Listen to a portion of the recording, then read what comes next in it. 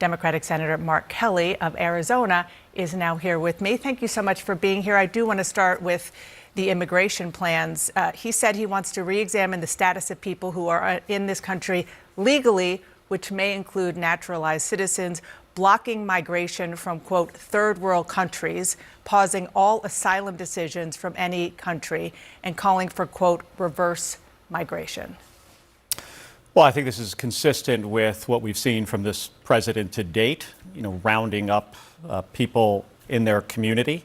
He said he was going to go after drug dealers, gang members, criminals. What we've seen so far is a little bit of that and a lot of just breaking up communities, going after people like Kelly Yu, who is in an ICE detention center in Phoenix, who I visited, who is a business owner. She's got 70 employees. She fled China 20 years ago, fleeing communist China, came to this country. She is undocumented.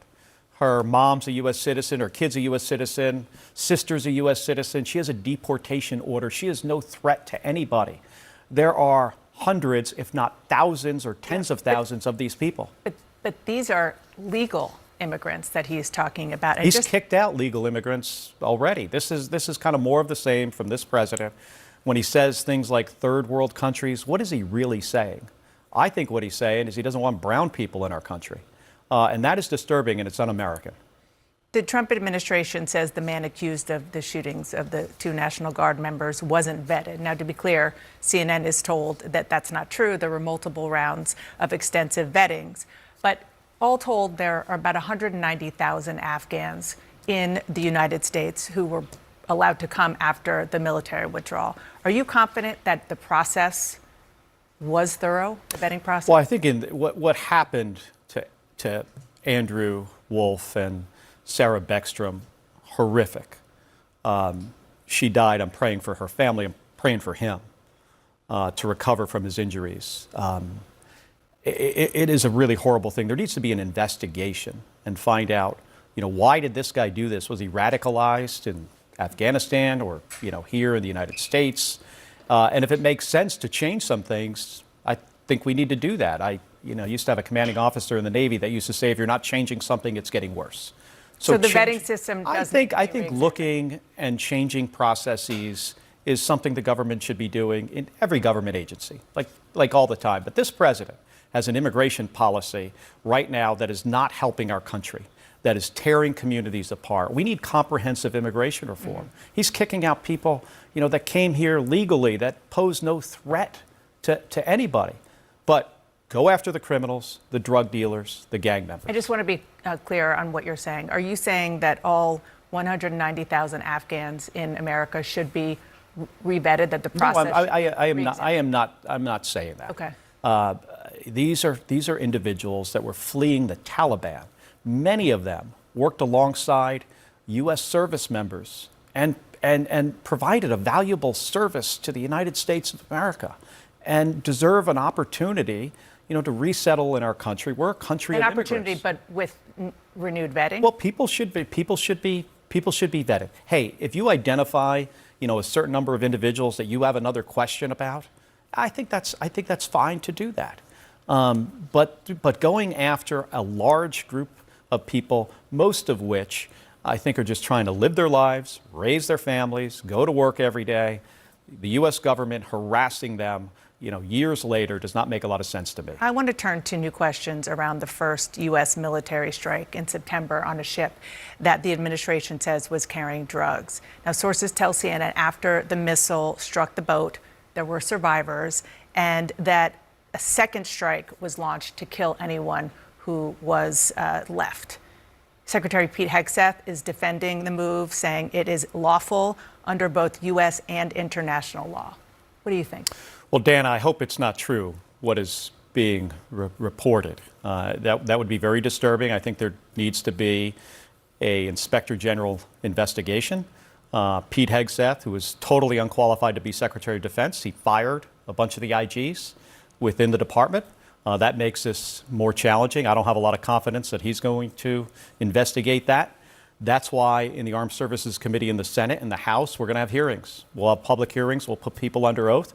We need to get to the bottom of this. Hey, the U.S. military is, the most powerful and effective, military in the world. And we've got to be, precise, and we have to be operating in accordance with U.S. law and international law, always.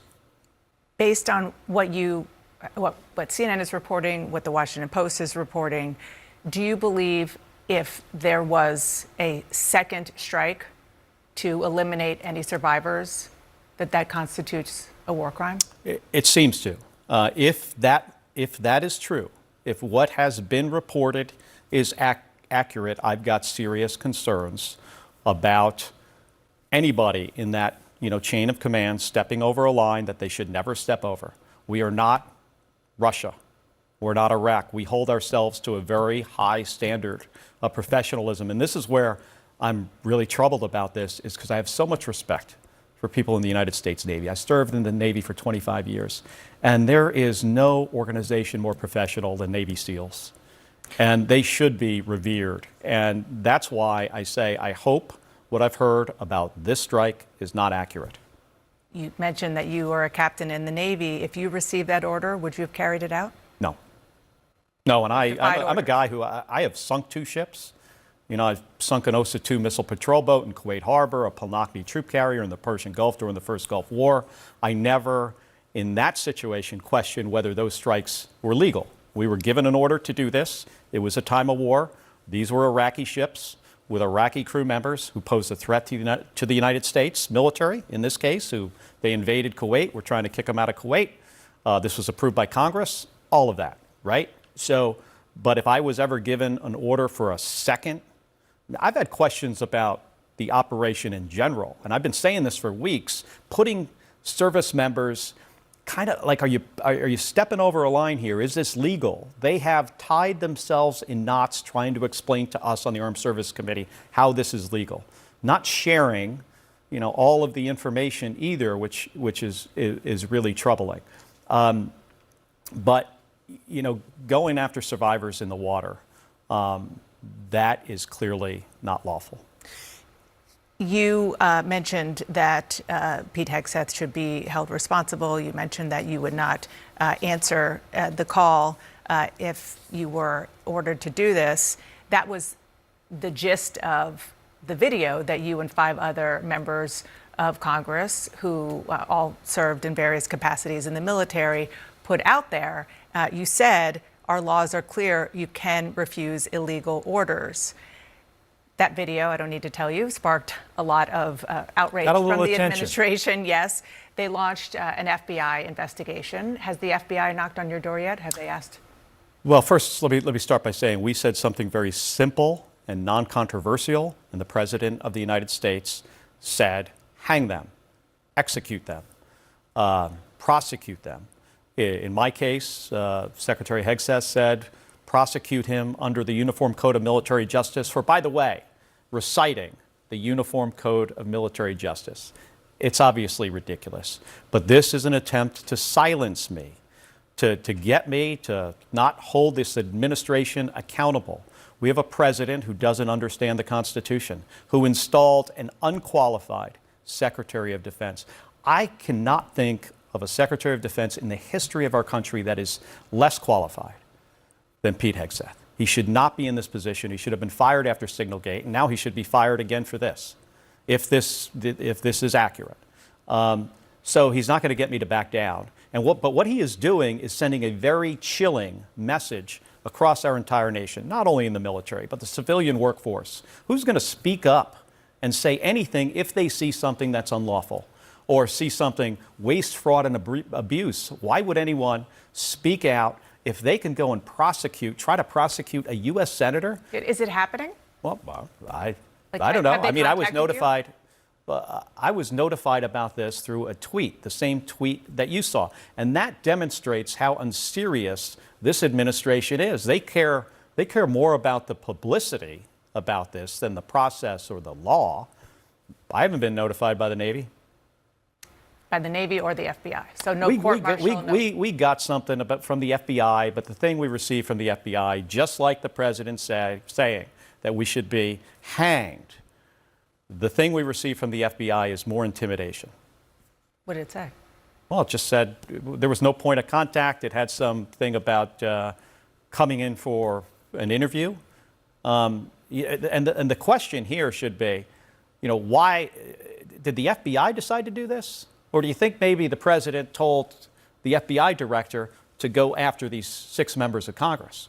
So more bullying and intimidation, but Dana, I'm not backing down. These guys don't scare me. They're not serious people. I mean the President of the United States and the Secretary of Defense. Neither of them. Senator Mark Kelly, thank you for being here. Appreciate it.